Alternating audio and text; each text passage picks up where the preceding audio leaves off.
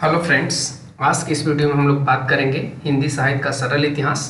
विश्वनाथ त्रिपाठी जी के द्वारा लिखा गया पुस्तक है, जिसमें आज के वीडियो में हम लोग बात करेंगे भारतेंदु युग के प्रमुख रचनाकार।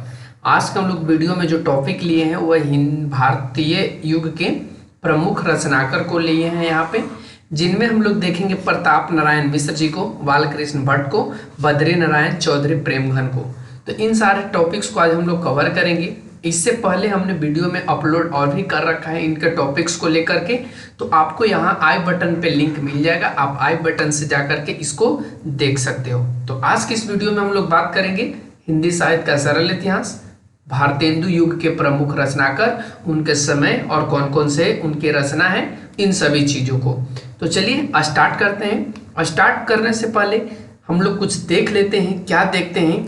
कामयाबी मुझे मिले ना मिले, कामयाबी मुझे मिले ना मिले ये अलग बात है। कामयाबी मुझे ना मिले या मिले ये अलग बात है, पर मैं मेहनत ही ना करूं, पर मैं मेहनत ही ना करूं ये गलत बात है। तो यहाँ पे आप क्या सीख पा रहे हो? कामयाबी मुझे मिले या ना मिले, यदि हमको पढ़ाने से आप लोगों को फायदा मिल रहा है, अगर आप लोग नहीं देख रहे हैं तो ये अलग बात है, लेकिन मैं पढ़ाना छोड़ दूं एक गलत बात हो जाएगा। इसीलिए हमने ये क्विट्स यहाँ पे डालने की कोशिश करी है। और आज आपको लग रहा होगा कि हम क्या पढ़ाने वाले हैं, और आप बहुत से महानुभावों को लग रहा होगा कि सर ये बुक के माध्यम से क्या समझाना चाहते हो। तो हम यहाँ पे यही समझाना चाहते हैं। हम आपके एक तरीके से फ्रेंड बन सकते हैं, हम आपके टीचर नहीं बन सकते। क्यों नहीं बन सकते? क्योंकि फ्रेंड और टीचर में बहुत फर्क होता है। फ्रेंड से सब अपने शेयर मतलब अपने दुख या सुख दोनों शेयर किए जाते हैं, लेकिन वही टीचर से डर के मारे या जो भी चीज समझो उस चीज को हम लोग शेयर नहीं कर पाते। तो यहाँ पे हम आपका एक फ्रेंड्स हैं, तो यहाँ पे फ्रेंड्स के तौर पे हम आपको पढ़ाना चाह रहे हैं। और आप बहुत से स्टूडेंट को ये समझ में आ रहा होगा, बहुत से फ्रेंड्स को ये समझ में नहीं आ रहा होगा सर ये बुक के माध्यम से आप पढ़ाते क्या हो। तो देखिए यहाँ पे इस बुक के माध्यम से हम लोग यह पढ़ने की कोशिश करते हैं कि हम लोग छोटे से छोटे और बड़े से बड़े पॉइंट्स को पकड़ सकें कि क्या क्या घटना हुआ था। और ये मेरे द्वारा कोई लिखी गई पुस्तक नहीं है, ये जो पुस्तक लिखी गई है बहुत ही महानुभाव व्यक्ति के द्वारा लिखा गया है, जिनका नाम है विश्वनाथ त्रिपाठी जी। ठीक है ना? तो चलिए अब हम लोग अपने पॉइंट्स पे आ जाते हैं। कहता है कि भारतेंदु युग के प्रमुख रचनाकार, जिनमें सबसे फर्स्ट व्यक्ति का नाम आ जाता है भारतेंदु हरिश्चंद्र जी का। तो इनका जो जन्म होता है वो 1850 में होता है और इनकी मृत्यु 1885 में हो जाती है। इन्होंने कम ही समय में यानी अपनी कम ही आयु में साहित्य में बहुत बड़ा नाम कर लिया था। उनकी रचनाओं की संख्या सबसे ज्यादा मिलती है और साहित्य में विविध विधाओं को समृद्ध इन्होंने किया है। इन्होंने अनेक विधाओं का प्रवर्तन भी किया है। ये वाले पॉइंट्स आपको नोट करना है कि वे हिंदी साहित्य में आधुनिक युग के प्रवर्तक हुए, यह तो आप देख चुके। आपको पता होना चाहिए कि हिंदी साहित्य में आधुनिक युग के प्रवर्तक कौन हुए, ऑप्शंस मिल सकता है। तो आपको पता होना चाहिए भारतेंदु हरिश्चंद्र जी हुए। 18 वर्ष की आयु में उन्होंने बांग्ला में विद्या सुंदर नाटक का हिंदी में अनुवाद किया। ये आपके लिए इंपॉर्टेंट है। विद्या सुंदर नाटक के राइटर कौन है?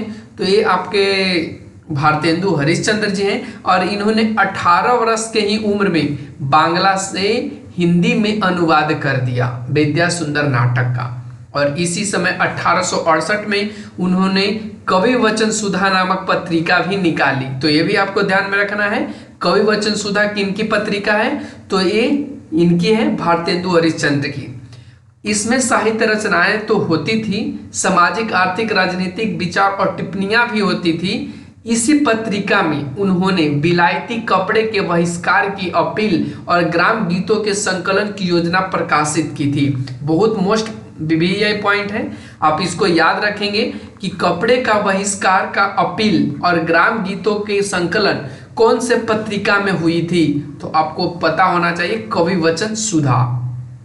आगे बढ़ेंगे तो 1873 में उन्होंने हरिश्चंद्र मैगजीन नामक मासिक पत्रिका निकाली। पता होना चाहिए, हरिश्चंद्र मैगजीन इन्होंने ही निकाला था और यह एक मासिक पत्रिका थी। देखिए पत्रिका पे हमने वीडियो बना रखा है, आपको मिल जाएगा। और साथ में आपको सरस्वती पांडे और गोविंद पांडे जी का जो पुस्तक है हिंदी साहित्य का, वो भी आपको चैनल पे प्लेलिस्ट में मिल जाएगा, आप वहां से भी उसको देख सकते हो। इस पत्रिका का प्रकाशन कितना महत्वपूर्ण है यह इसी से समझा जा सकता है कि स्वयं भारतेंदु के अनुसार हिंदी नई चाल में ढली। बाद में इस पत्रिका का नाम उन्होंने हरिश्चंद्र चंद्रिका कर दिया। देखिए बहुत से बच्चे को, बहुत से दोस्त को, बहुत से भाई को ये नहीं समझ में आता है कि हरिश्चंद्र मैगजीन के लेखक तो भारतेंदु हरिश्चंद्र थे, लेकिन जब यहाँ पे हरिश्चंद्र चंद्रिका कर दिया तो ये लोग अलग समझ लेते हैं। नहीं, ये जो हरिश्चंद्र चंद्रिका है मैगजीन जो था हरिश्चंद्र मैगजीन, उसको ही चेंज करके, उसको ही बदल करके, उसका नाम बदल करके हरिश्चंद्र चंद्रिका कर दिया गया। 1874 में उन्होंने अस्थिर शिक्षा के लिए बाल बोधनी नामक पत्रिका भी निकाली। यह भी इंपॉर्टेंट है, क्वेश्चन बन सकता है कि बाल बोधनी पत्रिका किस पर आधारित है, तो ये आपका शिक्षा, अस्थिर शिक्षा पर आधारित है। भारतेंदु ने सबसे अधिक संख्या में नाटक लिखे और अनुवाद किए।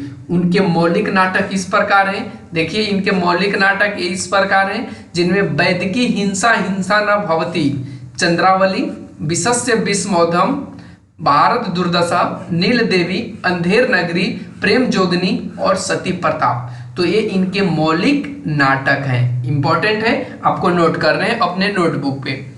अनुदित नाटकों में, यानी अनुदित करने का मतलब इन्होंने दूसरी भाषा से हिंदी भाषा में इन्होंने किया है, जिनमें विद्या सुंदर, पाखंड विडंबन, धनंजय विजय, कर्पूर मंजरी, मुद्रा राक्षस, सत्य हरिश्चंद्र और भारत जननी, ये प्रमुख है। ये इनके अनुदित हैं, ये अनुदित नाटक हैं, ध्यान रखने हैं। और ऊपर जो हम लोग किए वो मौलिक नाटक थे जिनमें वैदिक हिंसा हिंसा न भवती, ये तो VBI है भाई, इसको तो आप रटना ही है क्योंकि ये बहुत बार पूछा जा चुका है। वैदिक हिंसा हिंसा न भवती, यदि इनमें से कोई भी बच्चे, अगर कोई भी दोस्त JNU की अगर तैयारी कर रहे हैं या BHU की तैयारी कर रहे हैं या और भी इंट्रेंस एग्जाम जो MA इंट्रेंस का होता है, उनके लिए बहुत ये इंपॉर्टेंट है क्योंकि ऑब्जेक्टिव क्वेश्चन यहीं से बन जाते हैं।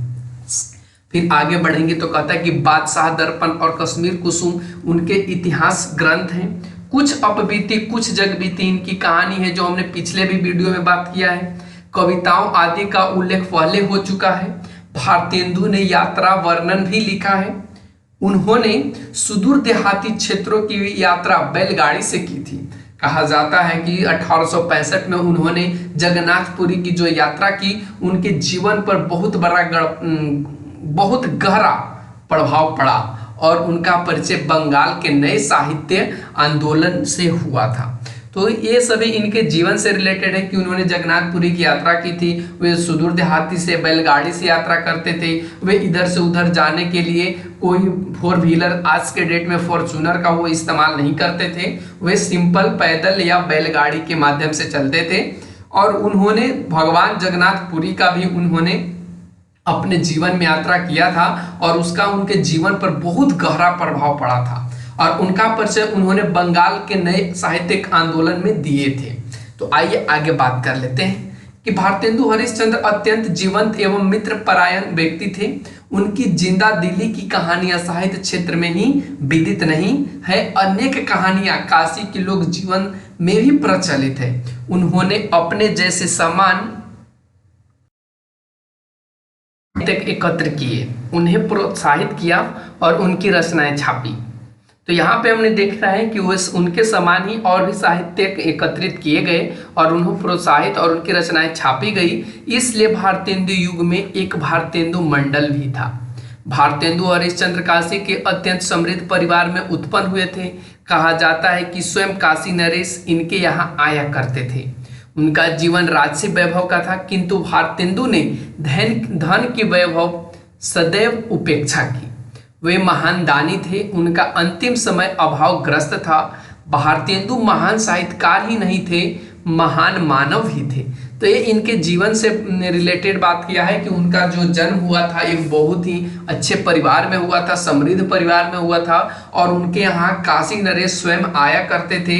उनका जो वैभव था वह राजसी था, यानी राज परिवारों के जैसा था। वे सदैव धन की उपेक्षा की है उन्होंने, और वे महान दानी थे। वे हमेशा दान पुण्य करते रहते थे, और साथ में वह भारतेंदु अपने समय में एक महान साहित्यकार ही नहीं थे, बल्कि उस जमाने में एक महान मानव ही थे। तो इस सारे चीज इनके बारे में बताया गया। चलिए आगे बढ़ते हैं। तो कहता है कि भारतेंदु हरिश्चंद्र राष्ट्रीय विचारों के देश प्रेमी व्यक्ति थे।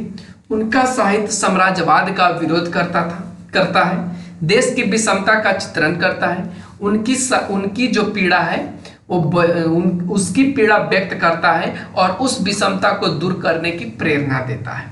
तो कहने का इनका मतलब यह है कि वे हमेशा से देश प्रेमी रहे, राष्ट्रीय व्यक्ति रहे हैं, और वे साम्राज्यवाद का विरोध करते आ रहे हैं और करते रह रहे थे। देश की विषमता का, यानी एक दूसरे में जो भेदभाव की यहाँ पे देखने की जो परिवर्तित मिलती है, या कह सकते हैं प्रवृत्ति मिलती है, उनमें उन्होंने बहुत अच्छा से चित्रण किया है। साथ में उनको दूर करने की भी कोशिश किए हैं, और उन्होंने प्रेरणा भी दिए हैं। तो क्या दिए हैं? भारतेंदु के साहित्य में भक्ति, रीति और आधुनिक धाराएं हैं, किंतु उनका ऐतिहासिक महत्व आधुनिक साहित्य के प्रवर्तक के रूप में है, क्योंकि नए बोध पर आधारित यह धारा ही विकासशील थी। इन्हीं गुणों के कारण आधुनिक साहित्य के प्रभाव दौर को भारतेंदु युग कहा जाता है। यानी जो उनके गुण है, और उनके गुण के कारण जो आधुनिक साहित्य के प्रारंभिक दौर को, याद रखेंगे, आधुनिक साहित्य के प्रारंभिक दौर को भारतेंदु युग कहा जाता है। आगे बढ़े तो परवर्ती हिंदी साहित्य का विकास जिस जिस दिशा में हुआ, उस पर सबसे पहले भारतेंदु और उनके सहयोगी रचनाकर चले थे। तो अब हम लोग रचनाकर को देखेंगे। तो आइए सबसे पहले रचनाकर की बात कर लें। प्रताप नारायण मिश्र, जिनका समय अवधि रहा है 1856 से 1894। तो प्रताप नारायण मिश्र जी थे, वे केवल 38 वर्ष ही उनको पास समय मिला था, या 38 वर्ष की आयु ही मिली थी। वे अत्यंत विनोदी जीव थे। वे ब्राह्मण नामक पत्रिका निकालते थे। इंपॉर्टेंट पॉइंट है, ब्राह्मण नामक पत्रिका निकालने वाले प्रताप नारायण मिश्र थे। उनका मनमौजीपन उनकी रचनाओं, विशेषतः निबंधों में दिखाई पड़ती है। उन्होंने कुछ निबंध गंभीर ढंग से भी लिखे हैं। उन्होंने कलि कौतुक रूपक तथा संगीत शकुंतलम, भारत दुर्दशा, हठी हमीर, गो संकट, कलिक प्रभाव, जुआरी खुआरी नाटक लिखे हैं। ये इंपॉर्टेंट है, ये आपके लिए इंपॉर्टेंट है, क्योंकि इनमें तो ये तो बहुत भी आए हैं। कलिक कौतुक रूपक, साथ में आपका ये जो है हठी हमीर, ये भी इंपॉर्टेंट है, और साथ में भारत दुर्दशा, ये तीनों तो भी आई है। ये तो बहुत बार पूछा भी गया है, आप देख सकते हैं प्रीवियस ईयर के क्वेश्चंस में। उन्होंने दैनिक जीवन की घटनाओं पर और नए फैशन पर अनेक कविताएं लिखी। उनकी कविताओं का महत्वपूर्ण अंश वह है जिसमें उन्होंने आर्थिक, राजनीतिक, सामाजिक समस्याओं का नए बोध के साथ चित्रण किया है। कविताओं के लिए आल्हा, लवनी जैसे लोक प्रचलित काव्य शैलियों का भी उन्होंने प्रयोग किया है। तो यहाँ पे यह बताने की इस पुस्तक में कोशिश की गई है कि जो प्रताप नारायण मिश्र थे, वे आर्थिक, राजनीतिक समस्याओं को भी लेकर उन्होंने लिखा है, और कविताओं में उन्होंने आल्हा और लावनी का भी उन्होंने प्रयोग किया है, और ये सभी काव्य शैलियों का भी उन्होंने प्रयोग किया है। जैसे लोक प्रचलित जो काव्य शैली रही है, उनका भी इन्होंने प्रयोग किया है। अब आगे बढ़े तो बालकृष्ण भट्ट जी का नाम आता है, जो 1844 से 1914 के बीच है। तो आइए देख लेते हैं बालकृष्ण भट्ट जी को। तो बालकृष्ण भट्ट हिंदी प्रदीप पत्रिका निकालते थे। देखिए ये सभी आपका ऑब्जेक्टिव क्वेश्चन है, VVI ऑब्जेक्टिव क्वेश्चन, और ऑब्जेक्टिव क्वेश्चन आप अच्छे से कर पाओगे यहाँ से, ठीक है ना। वे निबंधकार, समीक्षक और नाटककार थे। ये तीनों कार्य कौन करते थे? बालकृष्ण भट्ट। उन्होंने कलिराज की सभा, रेल का विकट खेल, बाल विवाह, और भी उन्होंने लिखा है। चंद्रसेन आदि नाटकों की उन्होंने रचना की है। भट्ट जी ने कुछ बांग्ला नाटकों का हिंदी में भी अनुवाद किया है। तो देख लेते हैं जो इसमें दिया गया उनमें से आपने समझ पाया होगा कि किस तरीके से भट्ट जी अपने जीवन में या अपने समय अवधि में रचना किए थे नाटकों का। उन्होंने पत्रिका भी निकाला।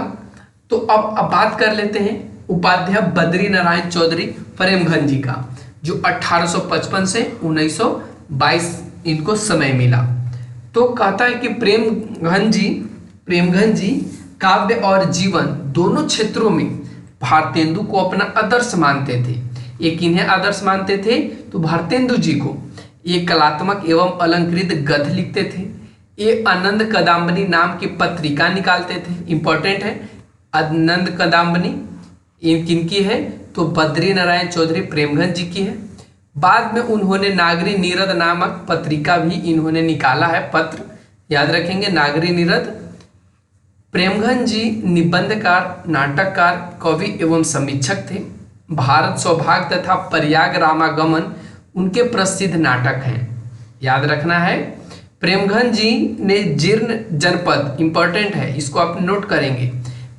प्रेमघन जी ने जीर्ण जनपद नामक एक काव्य लिखा जिसमें ग्रामीण जीवन का यथार्थवादी चित्रण है। ध्यान रखेंगे, ये प्रेमघन जी का है जीर्ण जनपद। ये पूछा गया है, ये बहुत बार पूछा जा चुका है, बहुत बार कह सकते हैं। तो नेक्स्ट है भारतेंदु युग के अन्य उल्लेखनीय साहित्यकारों में लाला श्रीनिवास दास, जो 1851 से 87 रहे हैं।